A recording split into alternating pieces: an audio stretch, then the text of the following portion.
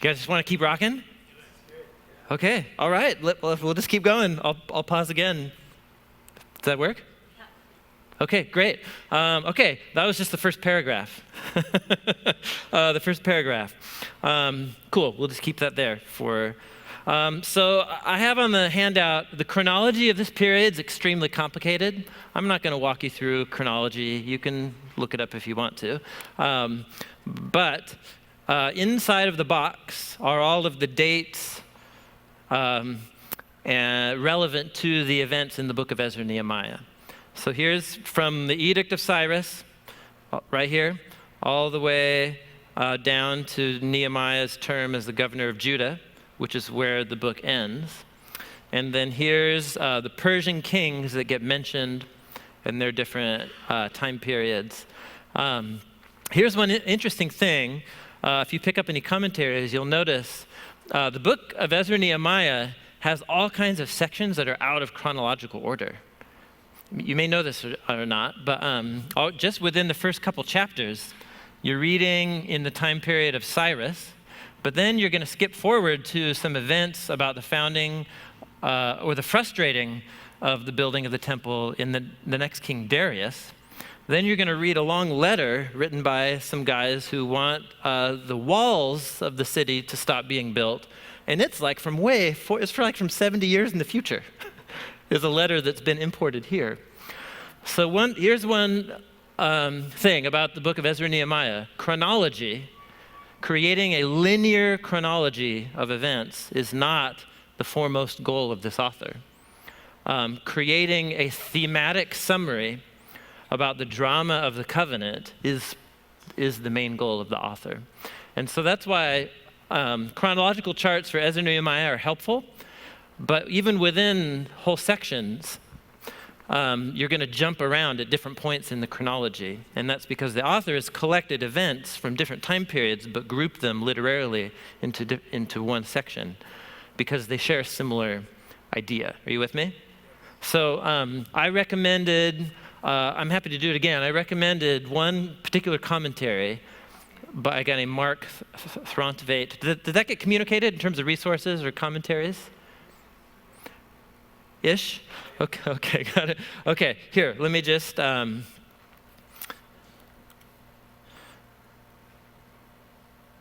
so,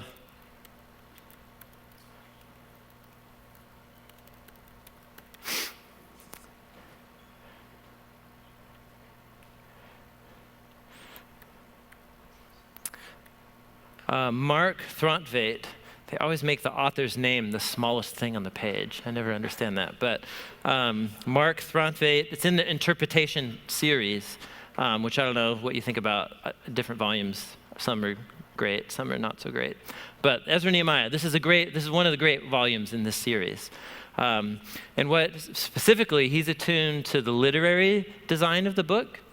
And he constantly points out at different points where the literary design of the book doesn't follow that nice chronology that I gave you on page 1 of the notes. He's jumping all over. It's just kind of an interesting thing to know about the narrative technique of the books, is that chronology isn't the highest priority, but rather creating this theological statement about the need for the new covenant. He says that's the driving goal of the whole book. So Mark Throntveit, and just while we're here, I'll just give a couple others. If you're a history nerd and you're not terrified by Hebrew, you at least have some Hebrew, then the Word Biblical Commentary by Hugh Williamson is the gold standard. Nobody's done it better. And dude, no stone unturned. I'm telling you, it's like exhaustive. So I love it, but it puts many others to sleep, and just so beware of that fact. So Throntveit would be kind of like medium level, like, if you're love the Bible and like biblical studies, you could do it. If you're Hugh Williamson, get ready. It's like going with an archaeologist on a dig or something like that. And then a volume that you could recommend and that you would also benefit from is Derek Kidner's Ezra-Nehemiah in the Tyndale Old Testament commentary series. Excellent. The guy's so amazing. He also did the Psalms commentaries in this series that are worth their weight in gold. Brilliant, brilliant. So Derek Kidner, let's see. Yeah, Hugh Williamson, top shelf. Throntveit, medium shelf. Derek Kidner, bottom shelf. That's just in terms of accessibility. There you go. Is that helpful? There you go. Great. Okay, so we're back. Here's the general chronology. So let's dive in to the first movement of the book. I think if we can rock this before our break, then that'll be perfect for the flow of the day. So this first section, Ezra 1 through Nehemiah 7, as I said, has these three movements about temple, Torah, and walls, different leaders. This is Zerubbabel and Yeshua. This is Ezra. This is Nehemiah. And you'll notice something very interesting about each of these three sections is that the drama within each part has a similar shape to it. So each of these three movements is going to begin with your main character getting commissioned by a Persian king. And this Persian king is going to be moved by God in some way to allow this new person a new wave of return and rebuilding. So it's going to be Cyrus here, it's going to be Artaxerxes, and then Artaxerxes again. At some point of this leader coming in, they're going to face opposition.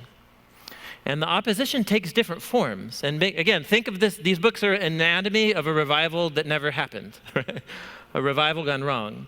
And so each of these cycles is going to highlight a different way that things didn't work out. And so they all together, think Paul's view, these books are for making us wise. These are three different wisdom angles on how leadership towards revival can go wrong. And they're instructive for us, I think, for thinking about our own context and our own ministries. So in the first movement, it's the enemies of Judah who we're going to look at, because who these enemies are and how they become enemies in the first place is really interesting. The opposition in Ezra's story is not from without, it's a problem from within. It's a form of religious compromise within the community itself. In Nehemiah's day, it's similar. You've got a couple of external enemies who are trying to oppose the rebuilding project. In each of these stories, the opposition is overcome in some way. So the temple, they build the altar, but then the temple has to be stopped, and then it's paused for a long time until eventually the next king, Darius, lets them restart. Here it's Ezra and the people come up with this plan for how to deal with this religious compromise problem. And then Nehemiah essentially arms his building parties. It's a really exciting part of the story. But then each of these sections ends also with what I call an anticlimax. So how did the enemies of Judah become the enemies of Judah? Well, it's worth asking, because it's really interesting when you read Ezra and Nehemiah in light of the prophets. The solution to the religious compromise is a widespread divorce decree. All of these Israelite men start divorcing their wives and sending them away with their children and dependents. And you finish that and you go, okay, was this a good idea? Is this God's will? Kind of.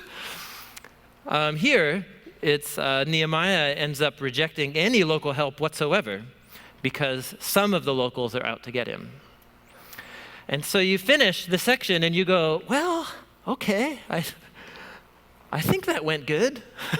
I think we returned and we rebuilt.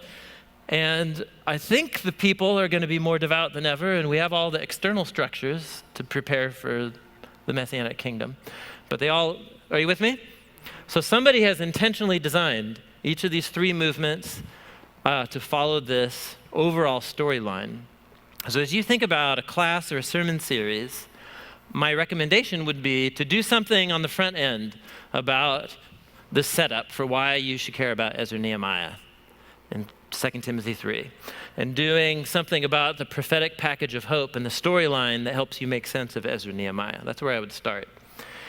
And then I think you at least need to think about a couple classes or a couple sermons that are going to explore each of these in turn. So like 1 or 2 for each of these. So this becomes maybe like 6 classes or 6 sermons, or something like that. And this organization of each section is really helpful, because really it's just kind of the same plot line being repeated in 3 different ways. It's about the exciting start, the opposition that's faced, we overcome the opposition, and how do I feel about what just happened? Like that's kind of the flow, and you just go through it 3 times. So, when am I supposed to stop talking? And 11:45. Oh man. Take a break if you. Oh yeah, like a bladder break. Yeah. Oh yeah. How you guys doing? How are your? Maybe we'll rock for like another 15 or 20, and then just take a quick bladder break, because that lots of coffee was consumed this morning, I'm sure. Okay, so let's just dive. I just want to dive into each of the 3 of these and do a little more exploration before we stop for lunch. Does that sound good? That's our mission. Okay. So here's the first round of the wheel. It's Ezra chapters 1 through 6. And Throntveit pointed this out, but it's true. Dude, Ezra-Nehemiah, just the whole Hebrew Bible. I don't even understand how brilliant these authors are. I mean, I've been given the Hebrew Bible a go. This fall will be my 20-year anniversary of starting to learn Hebrew. I mean, I've been working at it for a long time, and I still feel like I'm swimming in the shallow end of the pool in terms of the literary sophistication and brilliance of these authors and the way they've designed their books. And I don't say that to discourage you. I say that to encourage all of us to be the Psalm 1 person. And these texts are designed for a lifetime of meditation. The moment I become bored with them is the moment I've actually stopped paying attention to how these books work. And so the book of Ezra-Nehemiah, if you get Throntveit's commentary, he's pointing out all of these really amazing literary patterns of how the stories are designed. And chapters 1 through 6 is a really great example where these chapters begin and end with an edict of Cyrus. And it begins this whole symmetrical frame. And once you peel back and you look at it, there's 2 Semitic languages actually at work here in Ezra's chapters 1 through 6. Precisely the first half is in Hebrew, and then precisely the second half is in Aramaic. And every story has its matching correspondent. One in Hebrew has its matching theme correspondent in Aramaic. And between each of these, so A matches A, B matches B, C matches C, and there's all these unique particular words and ideas that link these 2 sections. Are you with me? Brilliance. I have a dear friend of mine, he's also a Hebrew Bible prof. He calls the authors of the Hebrew Bible literary ninjas. Remember Crouching Tiger, Hidden Dragon? Do you remember that? It's kind of forgotten at this point. How many of you have not seen Crouching Tiger, Hidden Dragon? Oh, I'm so sorry. You must. You must, right? It's this kind of mythical world of ninjas and martial arts masters, but the greatest battles happen and they're like dancing on treetops, having these incredible sword battles, like going from tree to tree. It's about that they've so perfected their skill that they're subtle and they can glide about without being noticed, and that's exactly how these books work.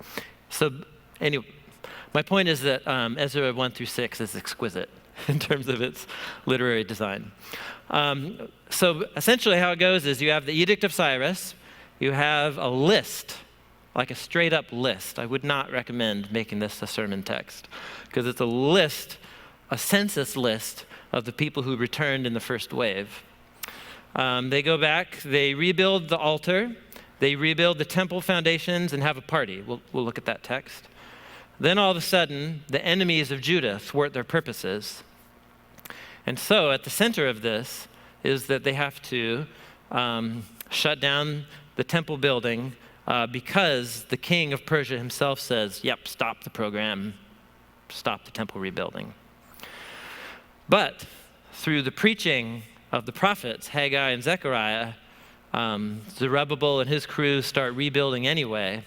And then God turns the heart of the Persian king. They discover the Edict of Cyrus that was forgotten. And then they finish building the temple. And then the crown jewel of this whole thing is Passover. They celebrate Passover. So it's the people return to the land with the wind under their wings of Cyrus and his edict. They show up, things go wrong, they have to stop, and it stops for like 10, 15 years. And then they just like, Haggai and Zechariah are like, go guys, go, just do it anyway. And so they do, and they start rebuilding anyway, and it's this huge diplomatic mess. But then God moves the heart of the king once again, and he allows them to keep rebuilding, and then they celebrate Passover when they're done. That's the shape of Ezra 1 through 6. So we've already looked at the beginning hyperlink. Let's look at free pages update. No, I don't want that right now. So let's, yes? If you were going to preach Mm-hmm. and you wanted 2 sermons in the temple, what ideas would you give for those 2 sermons? Yes, exactly. I'm about to. You're going to get there. We're going to do it right now. Yes. So what text would be the key text for focusing in on the story? So if you've done one on the setup and the prophetic package of hope, when you dive in to the book, we've already read Cyrus's edict here. The next paragraph is really key in chapter 1. It's the response of the people. So the heads of the fathers' households of Judah and Benjamin, the priests, the Levites arose, everyone whose spirit God stirred up to go up and to rebuild. And what did God do to Cyrus? He stirred him up. This is a great Hebrew image, literally means to like wake up. So Cyrus woke up one day, and this is actually part of a broader policy. The Persians, when they took over the Babylonian Empire, they let numerous indigenous people groups return to their lands. The Israelites were just one of a number of groups. And so the Lord stirred Cyrus to wake up one day and to become aware of all these immigrants, right? Exiles living in Babylon. He finds out their story. He says, you guys go back. So it takes a work of God to move Cyrus to this. And you tell me, after 70 years of being relocated, the people who went the trauma of deportation are, right? Most of them aren't alive anymore. And so the people who are there are Zerubbabel, planted in Babylon. And, we've made some friends here. And Grandpa opened up a shop, and it's the family business now. Are you with me? Like they're adapting to like Jeremiah told them to in his letter in Jeremiah 29. Plant gardens, build houses. Hank, you're going to be here for a while. And so there has to be an equal movement of God to move at least some people to return and rebuild, because not everybody did. You get a list in chapter 2 here, a list of those who go back, and it's a few thousand people. It's like not insignificant, 42,000 people. But how many were exiled? Like way more.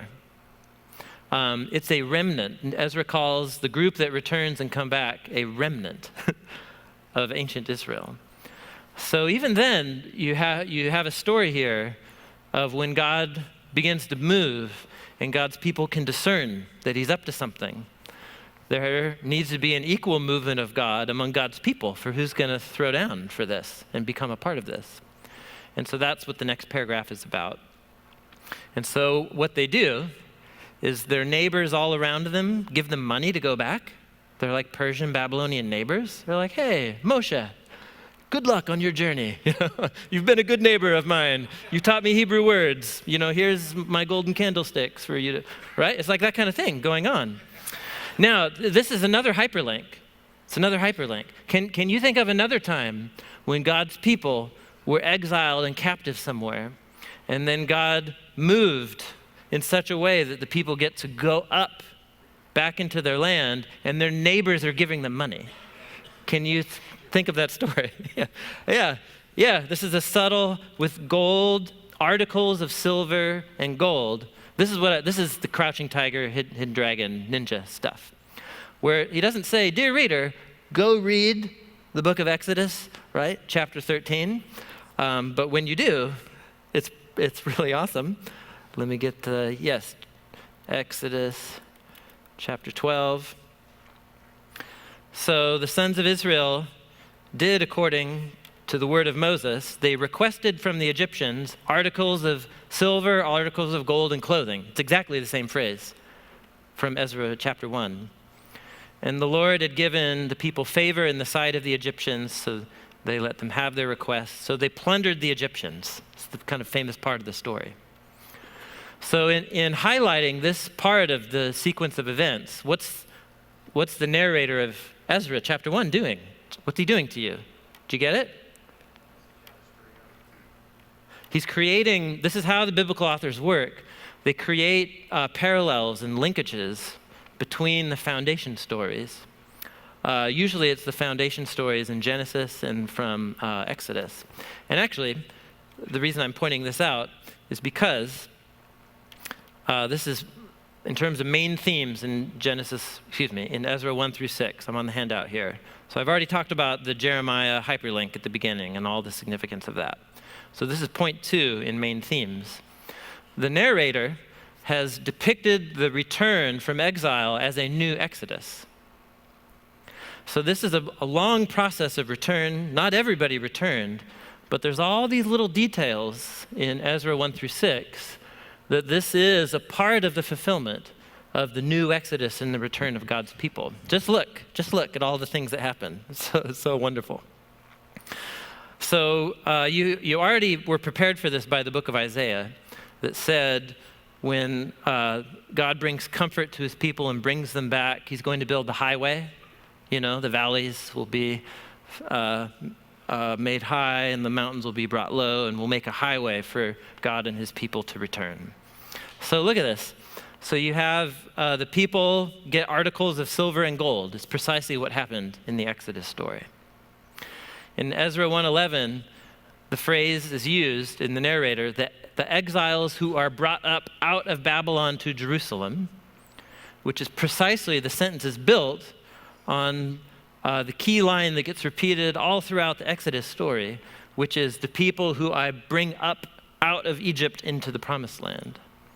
So to come up out of Babylon into the promised land is like the ancient Israelites who came up out of Egypt into the promised land. The whole section of the book, 1 through 6, culminates in the celebration of what? Ancient feast. Passover, for goodness sakes, which is about what? It's about the Exodus. In chapter 2, the exiles all get together in Jerusalem once they're back, and they give a free will offering to contribute to the rebuilding of the temple. What did Moses have the leaders of Israel do the moment they got out of Egypt into the wilderness? They all gave a free will offering to build the tabernacle. So the whole point here is that we have high hopes. We have the Edict of Cyrus, the people come out, and we're like, this is it, the new Exodus. It's the fulfillment of all of our dreams. And that's a big part of the setup. So I think that first, if you're going to have the Edict of Cyrus, you need to have the first response of what the people do, which is the second half of chapter 1 here. That would be my recommendation. The second half of chapter 1, which isn't thrilling reading material. But what makes it exciting is the second Exodus stuff and the showing the patterns that work in history. This is a big part of how all the books of the Bible work, but Ezra-Nehemiah too, that what does it mean? Think about what it means for these books to say that the exiles plodding back on the road to Jerusalem is a reenactment of the Israelites, marching out of Egypt and going up to the promised land. Like, what does that do to you psychologically? That starts to mess with you. And it starts to get you thinking the way that the prophets of the Bible think, which is in these patterns of history. And that when I'm supposed to see my life as yet another chapter of the reenactment of the biblical trauma. And so when God does what he does in the world, it usually involves confronting injustice and evil and freeing his people. And so it's inviting the exiles to see themselves as a part of a new chapter of the biblical story. And then it all culminates in the rebuilding of the temple and the celebration of Passover, which is what followers of Jesus do every time they gather and they take the bread and the cup, isn't it? That's exactly what's happening. We're saying, but with these symbols, that we are part of this drama. And we ourselves are a part of the new Exodus people and the new Exodus story. That's how these narratives work. And so that's why the new Exodus thing is a big deal here. Which leads on into the next main theme here. And this I think you could do this in a whole message or a whole class. But just to watch when God's people are rebuilding their identity. They've been in exile in a foreign land. They need to come back and rediscover who they are. How do they do it? And if you read in chapter 3, they just systematically go through, and the first thing they do is they rebuild the altar. This is in Ezra chapter 3. And just watch how it works. So they come back, they gather as one man in Jerusalem, Yeshua, the high priest, Zerubbabel, they all get together. What's the first thing they do? They rebuild the altar. So and the altar is going to be this place where they bring their tokens of gratefulness to God. And then it's the place where their sins are covered. I mean, think. Like the sacrificial system hasn't been operating for a couple generations now. So we're restoring the way that we connect to God. We're retelling the story of how he's given us a means to cover for our sins so that he can dwell with us. It's the place where we bring what we have as gifts of gratefulness to God. It's the first thing they rebuild. Then they celebrate the Feast of Booths. They set up their liturgical calendar so that their lives are structured by the biblical story. And so they see them like this is like Christmas and Easter and Pentecost and all these kinds of things. It's the Christian liturgical calendar, but these are ways that God's people remind themselves of the story that they're living. After that, they celebrate tabernacles. This is cool. Where's that line? In 3:11. After the altar, then they come together and they start laying the foundations of the temple. That's the next thing they do. And then they start building the choirs, all the choirs of the Levites. And then they establish worship as a part of their rhythm. And then there's this quote from this famous line. It gets repeated all throughout Psalm 136 and so on. Praise the Lord, for he is good. His love endures forever. And they shout with a great shout, and they praise the Lord because the foundation was laid. So this becomes where's the wisdom here? The wisdom is the God's people, if you're a covenant people, you need some strategies for helping remind you and your people of your identity, who you are in the world, why you exist. What are we here for? Why did God do what he did for us? And so how do you help a group of people maintain that identity when there's Babylon and Persia, all these other kingdoms out there, and they have their own story and identity they want to, force on the covenant people? And so what do? They rebuild, they focus on rhythms of worship. They focus on rhythms of the gathering. They focus on rhythms of gratefulness and offerings. They focus on the calendar. They focus on worship. How you guys doing? This isn't particularly innovative. You know what I mean? gather regularly to worship God. Oh, that's an idea, So I understand that, but this is important. I think there's wisdom here that should at least force us to think creatively. Again, we can't generate revival, but we can get in the way of it. I think in one way of getting in the way of it is to not have patterns in our lives as individuals in a community that are retelling the story of Jesus and the kingdom. When we lack patterns for a group of people, I don't know. It's hard to follow Jesus, isn't it? And the moments where I actually feel the most faithful, the most full of faith, is usually involves other people who are followers of Jesus. And it's usually when we're worshiping or when we're doing something to follow Jesus together. And I'm like, oh yes, this is who I am. This is what I'm about. Are you with me? So you're in ministry. This is really important. But it becomes so rote, and facilitating those rhythms, right, can become such a rigmarole that you forget how powerful those rhythms are. Or we feel the need to reinvent them all of the time. And so I understand the different philosophies and whatever. It's a big room, different philosophies of ministry. But I think we'd all agree that these rhythms play a crucial role, don't they, in some way. And so that's precisely the first thing that the people do, is reinstitute these rhythms of worship. So for my money, the first message teaching would be here on the hyperlink in the prophetic package of hope. And the first thing would be maybe the end of chapter 1 and this section of chapter 3. And this is about how God's people rebuild their identity when they enter a new moment in an uncertain future, and they have to remind themselves of who they are. And I would do the end of chapter 3. I'm going to call that 1B. The end of chapter 1, call it 1B, and then the stuff about the rebuilding and the rhythms of worship from chapter 3. How you guys doing? Cool. All right. So, hooray, go team. It's all going to work out rosy, right? So here's this interesting story in chapter 4.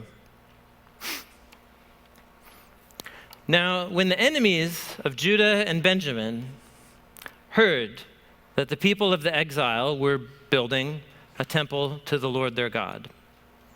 Now, you've never heard of these people? This is the first time they're introduced in the story. And who the enemies of Judah and Benjamin are is a category of characters in the book that list is going to grow. There's going to be all these different characters you're going to meet who represent these enemies. But they're just talked about as a group right here. And look at how they introduce themselves. They approached Zerubbabel and the heads of the father's household, and they said to them, "Hey, can we help you build the temple? Listen, just like you, we worship your God. We're the people we've been sacrificing to Yahweh, the God of Israel, for a long time here. We've been in this land since Esar-Haddon, the king of Assyria, brought us here." Hyperlink? Some of you are like, oh yeah, I was just reading that story yesterday. So do you remember that? Significant. This is when there were two waves of exile, one for the northern kingdom, one for the southern kingdom. Who were the bad guys who took out Jerusalem? Babylon. Who were the bad guys who took out the northern kingdom? Assyria. So that hyperlink takes you to 2 Kings 17, where that story is told. And it's along, the narrator pauses the story, gives a long sermon on why the northern tribes were taken out by Assyria. They were idolatrous, they allowed social injustice, and so on. But then there's this really fascinating story at the end. It says, after the northern tribes were hauled off into exile, this is 2 Kings chapter 17, the king of Assyria brought people from all over the ancient Near East, Babylon, Cuthah, Avah, Hamath, Sepharvaim, and he settled them in the cities of Samaria, in the place of the sons of Israel. They possessed Samaria, they lived in its cities, and when all of them first arrived, they didn't know about the God of Israel. So therefore, the Lord sent lions among them and killed some of them. So bizarre. There's actually a literary ninja thing happening here with the lions that appeared in 1 Kings chapter 13. It's actually brilliant what's happening. But anyway, the whole point is bad things start happening in the land, and the people start asking, whoa, what's the God of the nation that we just got moved into around here? Maybe we should pay attention to that God. But it's bizarre nonetheless. So here's what they say. The nations whom you've carried away into exile here in Samaria, they don't know the custom of the God of the lands. So there's all these lions hurting people. And so we don't know the custom of the God of the land. And so the king of Assyria says, oh yeah, let's go get some Israelite priests, bring them back, and they can teach the people how to worship Yahweh. And what they do, however, is worship Yahweh along with all their traditional gods and so on. It's just, right, syncretism. And so these are the people. It's the ancestors, the like great-great-great-grandchildren of these people groups that approach Ezra right here at the beginning of Ezra chapter 4. And these people are going to, as you read through the course of the story, they're going to become the enemies of Judah. Why? Well, let's keep reading. What is Zerubbabel and Yeshua's response to them? Zerubbabel and Yeshua, the rest of the heads of the father's household, said to them, you have nothing in common with us in building a house to our God. We ourselves together will build for Yahweh, the God of Israel, just like Cyrus, the king of Persia, has commanded us. And so how did the people of the land then feel in response? So the conflict begins. So you just have to pause and you just have to say, how am I supposed to take this? How are you supposed to read that? If you just read the stories of Ezra, you could just say, well, it's true, like Cyrus didn't tell all these other people groups to rebuild the temple, did he? No, he told the exiles who were coming back, and he gave them the permission and the resources to build. So Zerubbabel and Yeshua, they're just following orders, and they meet some people who are polytheists, but they think they can worship Yahweh too, but that's the way of compromise. So they say, no, you have nothing to do with us. And unfortunately, that creates conflict. That would be one way of reading it, isn't it? It would be one way. You're going to read on into the next chapter, and you're going to find out which prophets were hanging out with Zerubbabel and Ezra-Nehemiah. Haggai and Zechariah. And those are just little hyperlinks there that the narrator's saying, dear reader, go reread Haggai and Zechariah, get it all in your head, and read this book in light of those books of the Hebrew Bible. And Zechariah specifically has multiple places. I'll just point out two, where he says things like this. So he's in the thick of trying to encourage the exiles to rebuild. And so he says things like this. Zechariah chapter 2, verse 10. Sing for joy, be glad, O daughter of Zion. I'm coming to dwell in your midst. It's the prophetic package of hope. Return, rebuild, new temple, nations, messianic kingdom. Many nations are going to come and join themselves to the Lord in that day and become my people. That's when I'm going to dwell in your midst. That's when you'll know that the Lord of hosts sent me to you. The Lord will possess Judah as his portion in the land. He'll choose Jerusalem. Be silent, all flesh, for the Lord is aroused from his holy habitation. So now you tell me. The author of Ezra, Nehemiah, intends for you to have a text like this in your mind. And when you read that story that you just read in Ezra chapter 4 with this text in your mind, how are you supposed to read that? Are you with me? You're supposed to think, was this a missed opportunity? Right? Was this a moment where they created unnecessary enemies? So I included in that folder where you got these notes on my website to download. I think it was a paper that I had at least sent out. Maybe some of you read it by Hebrew Bible professor at Multnomah down in Portland named Ray Lubeck, called Ezra-Nehemiah Reconsidered. There you go. So he was the first one to point this out to me many years ago, and then he wrote that as an academic paper to kind of summarize his take. And I think he's right. I'm compelled by it still this many years later, that if you just read Ezra-Nehemiah by itself, you walk away thinking these bad guys are just bad guys beginning to end, and it was good that Zerubbabel isolated themselves. But when you read Ezra-Nehemiah as part of the hyperlinked Hebrew Bible, you start to view their response as a little more ambiguous. Are you with me? And so the question would be,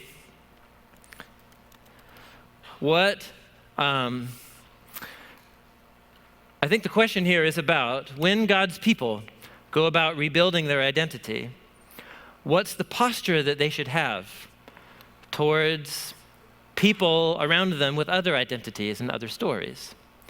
And it's hard to know their motives, like when they say, let us build with you.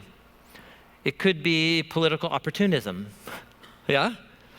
It could be a danger towards religious compromise, because they're going to want to introduce the worship of other gods in this temple once they finish helping us. Or it could be that this is a genuine opportunity for people who don't give their allegiance to the God of Israel alone, but they will convert to that and discover the joys of God's love and grace. And so this was a missed opportunity. That's the view that I take, and I think that it's a powerful kind of matching teaching to this here. It's about, as God's people rebuild their identity, what is their relationship? Help me think of a phrase. I don't want to use the word outsiders, but why not? Well, I mean, it's technically, religiously, sociologically true. They're outsiders to the covenant people. Cohabitators. Yeah, here, I'm just going to put neighbors. Neighbors. How do you relate to your neighbors? And it's hard to discern the motives of your neighbors in forming partnerships. But we at least get a case study here of what leading with an offhand approach does. It creates enemies, and it forces you to think of, was that necessary or unnecessary? And was that a missed opportunity? And I think it takes wisdom. I'm not saying that Ezra-Nehemiah is always saying, make partnerships galore, no matter what your value system is. I don't think that's what it's saying. But as the story raises the question as a tension that God's people will face when they're in a new place and a new time rebuilding their identity, how they relate to neighbors, and that it requires great wisdom.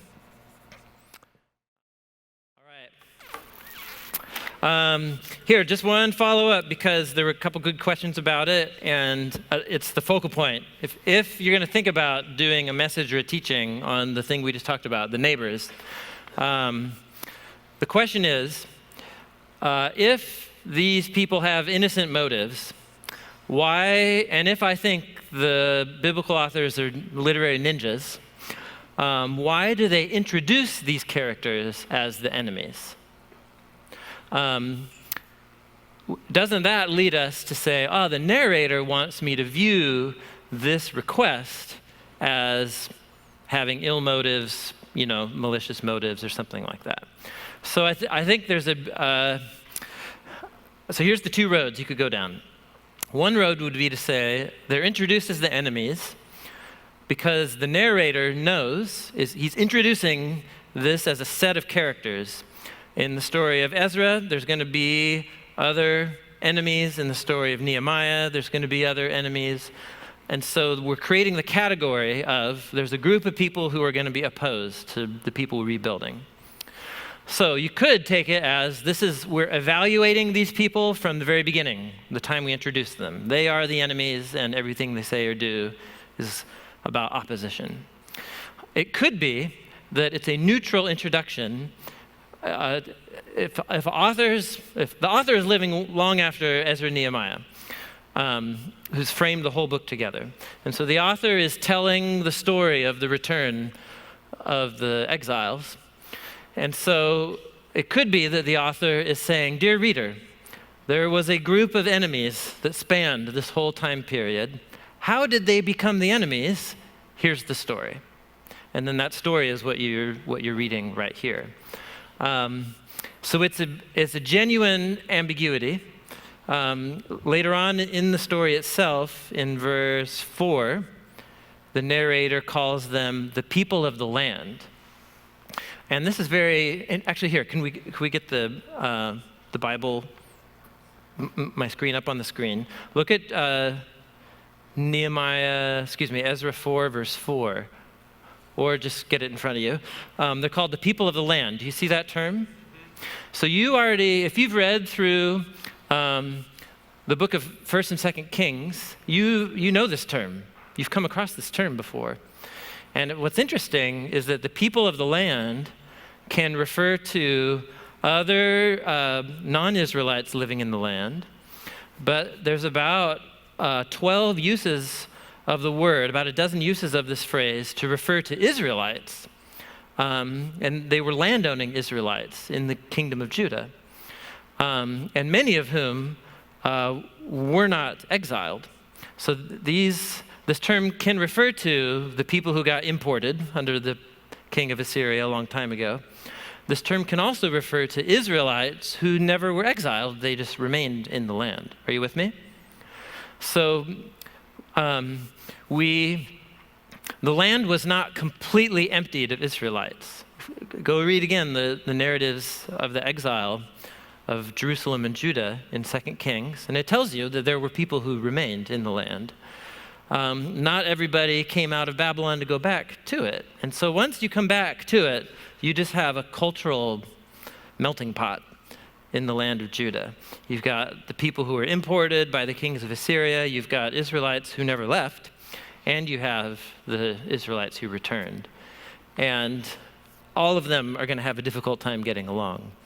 So they're called the enemies in this first point, and then they're called the people of the land afterwards. So I think it's a genuine ambiguity.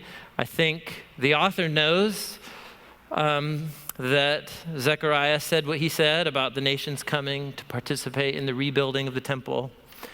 And maybe, you might not want to, you could slant how you teach the story in terms of these people were just innocent. You could slant the story of these people had malicious motives, or you could just say, it's hard to tell sometimes, isn't it?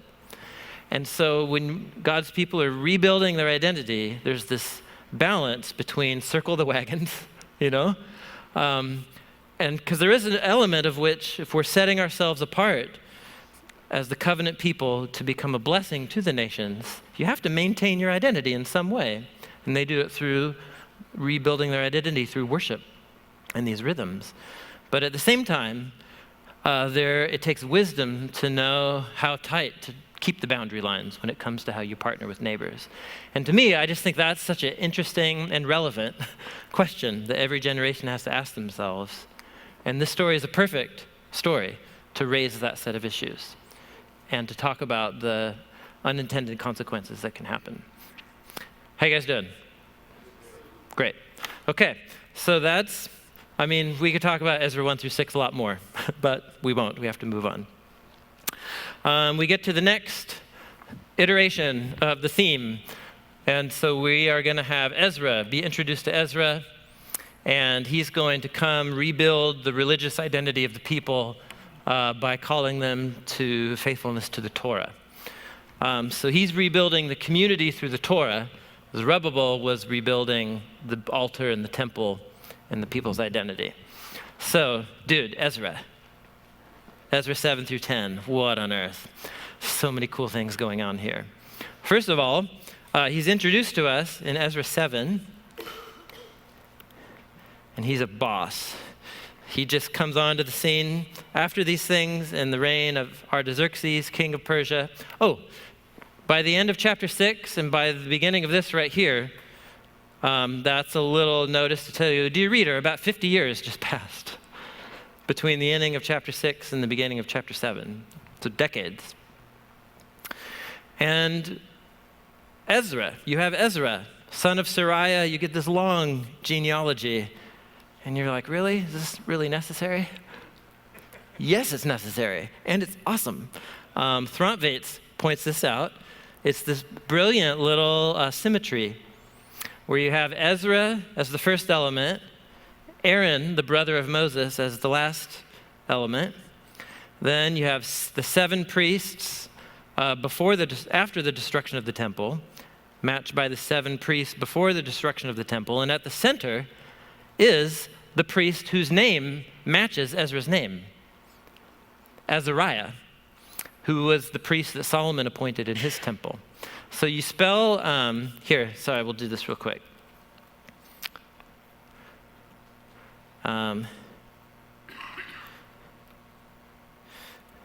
So Ezra, well, that's in Hebrew that's a good transliteration of it. But Azariah in Hebrew is essentially just Ezra with ayah on the end. Are you with me? So Ezra just means help. It's the Hebrew noun for help. And then Azariah here at the center means help, and then Yah, which is the short form of Yahweh, the covenant name of God. Yahweh helps, or Yahweh is help. So isn't that great? So he's introducing you to Ezra as he's like the super high priest. He's the super Aaron. And he's like the super Moses. And so he's going to come back and he's going to do all the things that Moses did. He's going to teach the Torah. He's going to lead another wave of people through the wilderness. The new Exodus stuff, the volumes turned up to 11 in this section. There's so much new Exodus stuff happening here. So he's introduced, and he's a scribe of the Torah, we're told. I mean, look at this.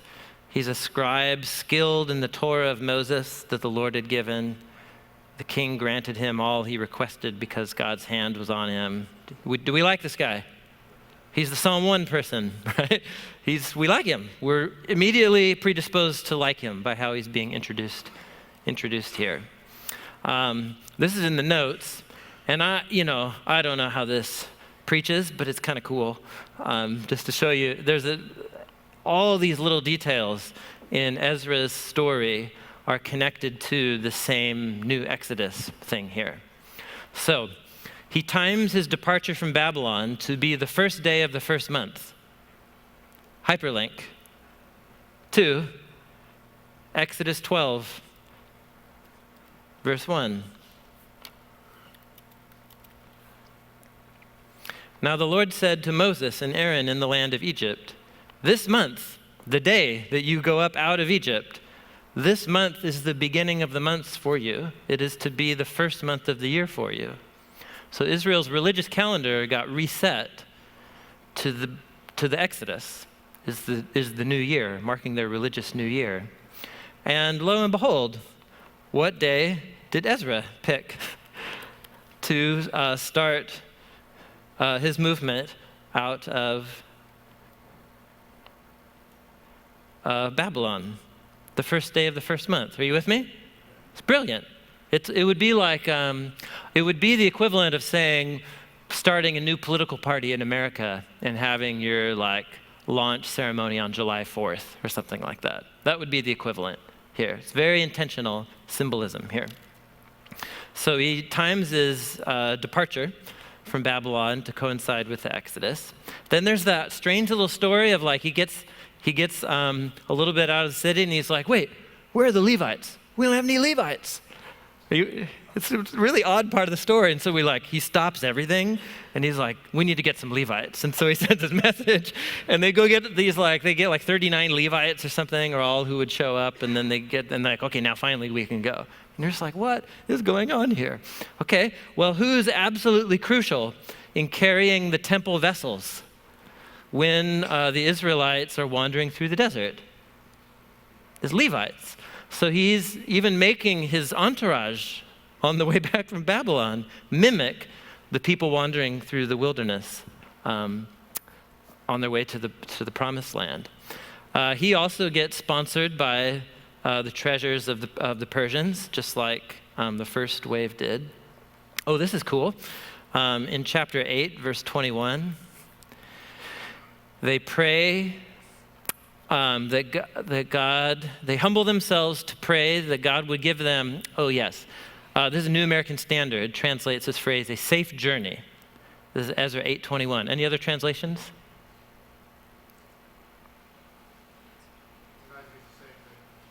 Everybody has safe journey?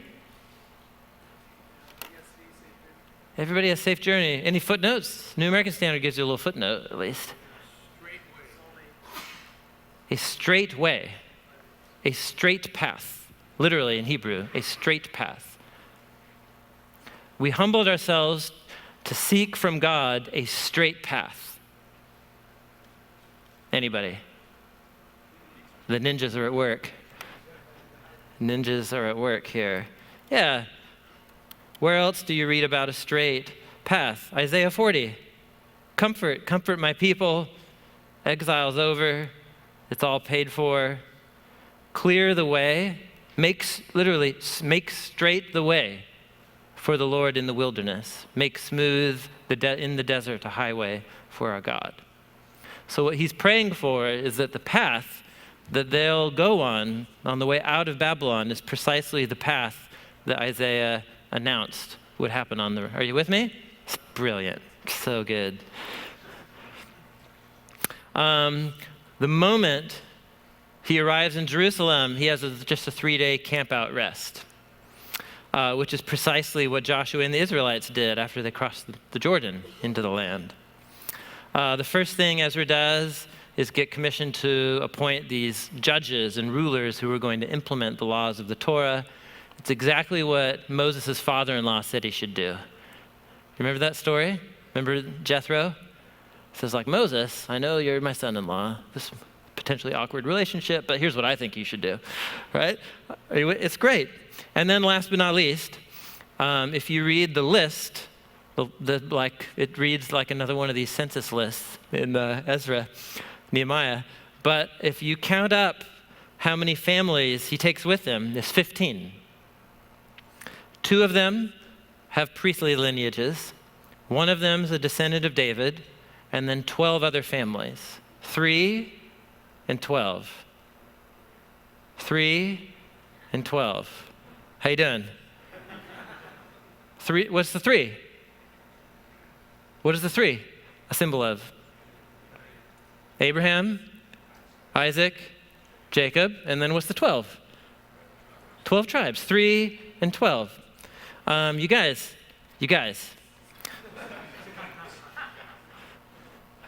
Look at the shape of the orange section of the prophets. In the Hebrew Bible, the middle section is called the prophets. You get Joshua, Judges, Samuel, Kings. It's Israel's story from the point of view of the prophets. That's why it's in the prophets. And then you get the books, the poetic books of the prophets themselves. And how many are there? There's 3 and 12. Do you see it? There's 3. Ninjas, I tell you. I'm not joking. Okay, so here's the whole, are you with me? This new Exodus. So again, this is just how biblical authors think. They're always framing and designing stories after the pattern of the foundation stories in the Torah. It's like the foundation stories give you the main template for everything that is to come. And that's why the story of David and Bathsheba, I just noticed this recently, the story of David and Bathsheba, he goes out on his balcony, he sees her, he desires her, he takes. He sees, he desires, and he takes. Anybody. It's precisely the vocabulary of Genesis 3. When Samson sees a Canaanite woman, that she's good to the eyes, he desires her and he takes her. When Achan, in the book of Joshua, right after Jericho, he sees this nice Babylonian cape and he saw that it was desirable and he took it. So this is how the biblical authors write. They're constantly giving you little clues so that you hyperlink the stories back to the stories in the Torah, and then you ponder, you meditate, and you think about their relationship. And all of a sudden you realize, like, the story of human rebellion and sin, oh, it's really just one story happening. And it just gets repeated in all these different ways. But that's also true of the Exodus story. The Exodus story is like, gives you the template for what salvation is in the Bible. And then every time in the stories to come that the authors want to say, hey, dear reader, this was an event in history that was a part of the covenant salvation story, they'll retell it in a way to link it up with all these Exodus hyperlinks. And that's precisely what's happening here. So it's not just like Bible nerdness. This is a really important way that the Bible views history. And I think it encourages us to view history in the same way. And it's what I was saying earlier. When we take the bread and the cup, what are we doing? We're reenacting a messianic Passover meal and saying, we are a part of the Exodus generation. And God raised up a deliverer for the universe when it was languishing in slavery to sin and decay. And are you with me? So these are just cool little clues, but they're a part of how the Bible's messing with your mind and teaching you how to view history and how to think about your own life story. So there you go. That's the new Exodus stuff with Ezra. That's awesome. The next thing that Ezra does is institute the Torah. He's trained in the study of the Torah. He comes back. He's commissioned to investigate how the people are being organized, and he's commissioned to do it according to the law of his God. That's what he's told to do. So he's about rebuilding identity through the Torah. So you could say this. This perhaps would be the focus of the rebuilding in Ezra. What did they rebuild? Do you remember? They rebuild the altar, and then the altar allows them to reinstitute what?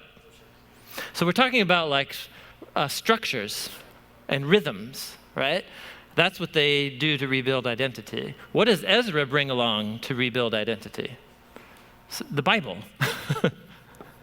The Bible is his tool for reforming identity and rebuilding the people's identity. They do religious rhythms as a community. Ezra represents this renewal of commitment to the scriptures as the terms of the covenant. So, is this a class or a message where it's about the Bible? None of this sounds innovative, I know. But it's reflecting on when God's people enter new, uncertain times, when we need to be reminded of who we are. We have rhythms for how we operate as a community, and one of those key rhythms is that these texts play a central role in who we are, and that reading on them, meditating them, singing them, talking about them when you get up and when you lie down, like this is really an important part of who we are, and finding creative ways to do that. And as we're going to see, I think the matching part to this is Ezra discerns there's a problem. He finds out about a problem in the community, and he creatively interprets scripture to speak to this new problem. That's the next part here. So something like that. And I don't know what you do with the new Moses stuff. It's just awesome, and you should know about that. But okay, so that's Ezra. That's who he is, and that's what he does. I want to camp out on this for. Okay, perfect. Yeah, this is great. This is about the mixed marriages and the divorce decree. So I'll kind of set the table for it. Here are the key challenges in dealing with this text and this story, and this will provide great lunch conversation. So here's when Ezra comes back and he gets into town, and everybody hears about it. This is in Ezra chapter 9. The leaders, the princes, approached me and said, "The people of Israel and the priests and the Levites have not separated themselves from the peoples of the land. There's that term again. According to their abominations, those of the Canaanites, the Hittites, the Perizzites, the Jebusites, the Ammonites, the Moabites, the Egyptians, and the Amorites. Okay, so what does that mean? What actually has been done? Well, some of the people of Israel, the priests and the Levites, have taken some of the daughters of the people of the land as wives for themselves and their sons, so that the holy race, or any other translations there?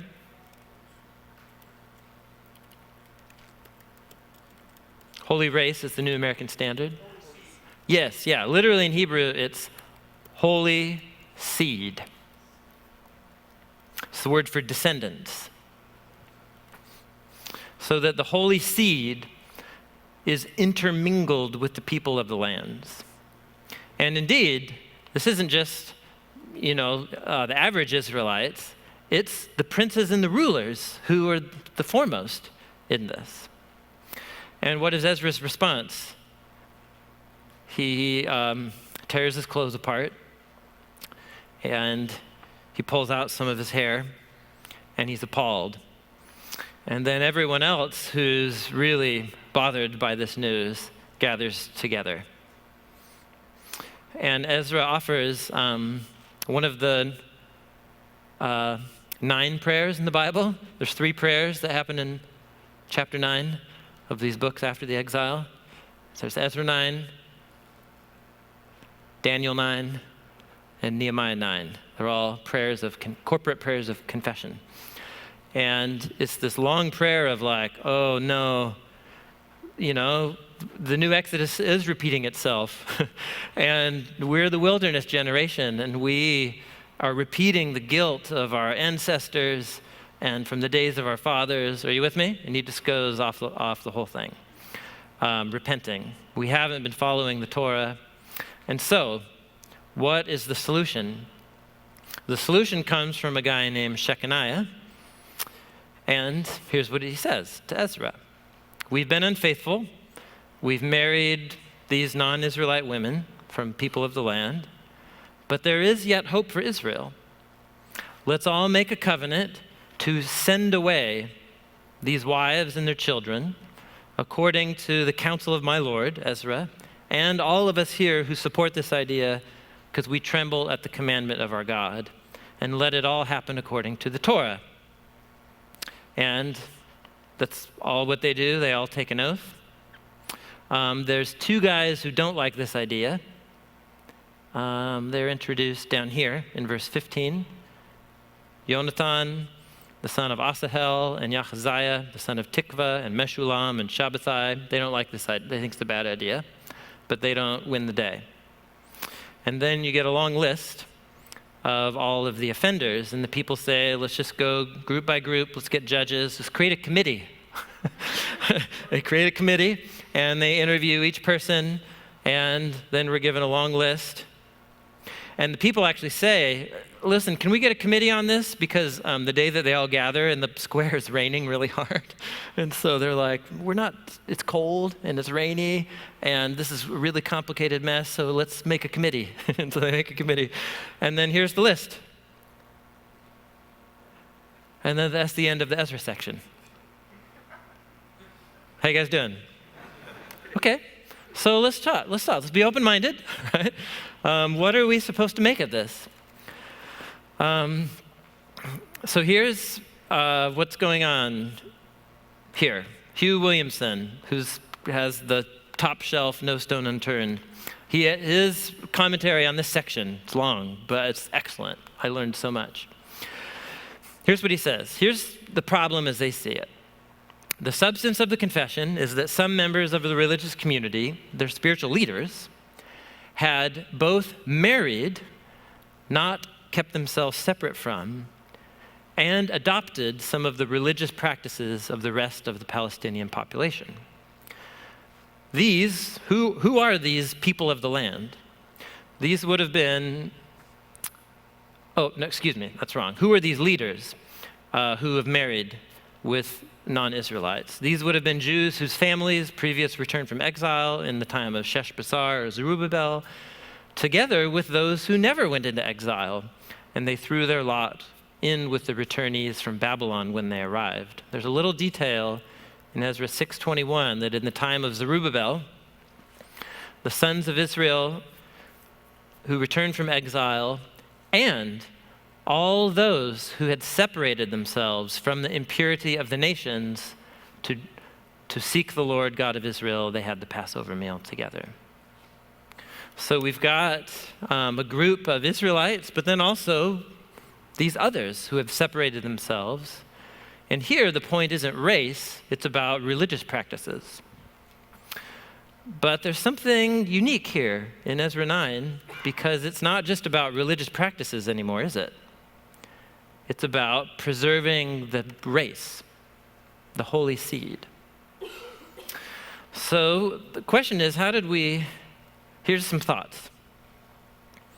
First of all, you just tell me, this will be good Bible trivia. You name for me some of the most important Israelite figures who you know were married to non-Israelites. Oh, Moses, that's right. Zipporah, that's right, yeah, okay, he's one. Joseph and Asenath, yes, yeah. Boaz, right, Joseph and Asenath. Boaz, any others? Abraham, remember Hagar, the Egyptian? Okay, are you with me? And most of those people's stories are told in what foundational book? The Torah. So, does the Torah say, never marry a non-Israelite? It doesn't. It doesn't. What does it say? Here's a good. Be sure to observe what I'm commanding you this day. This is Deuteronomy, excuse me. This is Exodus chapter 34. You're going to drive out the Ammonites, right? The Amorites, Canaanites, Hittites, Perizzites. Make no covenant with them, or they'll become a snare. Don't adopt their worship. Get rid of their forms of worship. Otherwise, you might take some of their daughters for your sons, and so on. And you'll give your allegiance to their gods. So, in other words, these laws given about not intermarrying with the Canaanites isn't about race as such. It's that here's a group of people in the land, here are the gods that they worship, here's how they worship them, you're to do things fundamentally differently. So then, don't intermarry. Are you with me? The focus is on the religious nature of it. So that when you see Boaz marry a Moabite, right, or you see, the first thought will be, okay, but what's the whole story of Ruth is about how she says, your God will become my God and your people will become my people. So there's an example where marrying somebody who's not an Israelite isn't a problem. Are you with me? So the point is up through Israel's story to this point, it has been about a particular nation, right? The descendants of Abraham. But the boundaries of this covenant people have been very porous. All kinds of other people can marry in and become the Gibeonites, right? And Joshua, and right? So you have all these other people groups who become a part of the covenant people. But now, with this move in Ezra 9, we aren't just saying we are a holy people. We're saying we are a holy ethnicity. Are you with me? So the question is, how did that happen? How did that move take place? And how that happens, you can watch it in the story. You can watch Ezra's exegesis of the Torah. And he's doing what we would call creative interpretation. So let me just kind of read this because it's all about the details here. But if you're going to teach about this text, you need to know the details for how this makes sense. So here's what's happening in this story. There are laws about not intermarrying with the Canaanite peoples from the period before the exile. We just read one of those laws in Exodus 34. And what Ezra and the people are doing is equating those ancient Canaanites with their contemporaries that they call the people of the land. Are you with me? There's not a direct connection here. It's an exegetical, interpretive connection. So they are the generation of the new Exodus, and they are viewing the inhabitants around them as the new Canaanites, so to speak. But they are not Canaanites. They're the people of the land. Who are the people of the land? That's a very mixed bag. There's even some northerners in there who came down. Read the book of Jeremiah. Northern Israelites. There's the people who were imported. There's Israelites who were never taken into exile. There's a lot of people among the people of the land. And so the exiles who come back from Babylon define themselves not just as a holy people, but a holy race. And they equate the people of the land with Canaanites. So that's the whole point of this here. And so just watch, you can see it right here in verse 2.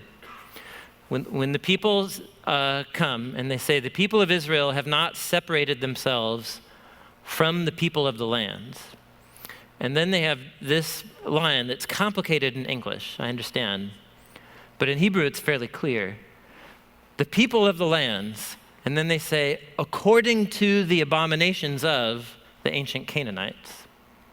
So that little according to is saying the people of the land practice, or they have worship, what they're doing is similar to or according to what the ancient Canaanites did. Am I making any sense right here? It's an interpretive connection that they're making. Okay. So let me again let Hugh Williamson make it clear. So the people of the land, their religious practices are said to be like that of the ancient Canaanites. It's not saying that these are Canaanites themselves. So what we're dealing with is Ezra's interpretive extension of these ancient laws to a new situation. We don't have ancient Canaanites around anymore. But there's all these laws in the Torah that Ezra's bringing about how we are to be a holy people. And so what he's interpretively doing, he's creating a principle out of those laws that don't immediately apply to his circumstances anymore, but he discerns a principle. God's people are to keep themselves distinct. And there are times when the boundary lines need to be very clear so that our identity as God's covenant people isn't compromised. And here's his solution. Here's how he applies it in his day. And that's what Williamson essentially says. The text is really careful to say that the people of the land are not Canaanites. The abominations are similar to the Canaanites. The people aren't Canaanites themselves. And so what I have here in the notes is a long chart of these verses in Ezra 9 with all the ninja hyperlinks attached in parallel columns. And you can just see how Ezra's reading the Torah. It's brilliant. It's really remarkable. So here's Ezra 9, and it's on the right. And here's all the passages in the Torah and prophets that are getting activated here. And you can see the key move happens in Ezra 9:2, where he talks about the holy seed is being intermingled with the peoples of the lands. And that phrase, holy seed, is being adopted from Deuteronomy 7, about don't intermarry with the Canaanites, for you are a holy people. Now just pause right there. What's the difference between a holy people and a holy race? Is that a significant difference? Yeah, it's fairly significant. It's fairly significant. This intermingling is a hyperlink to Psalm 106.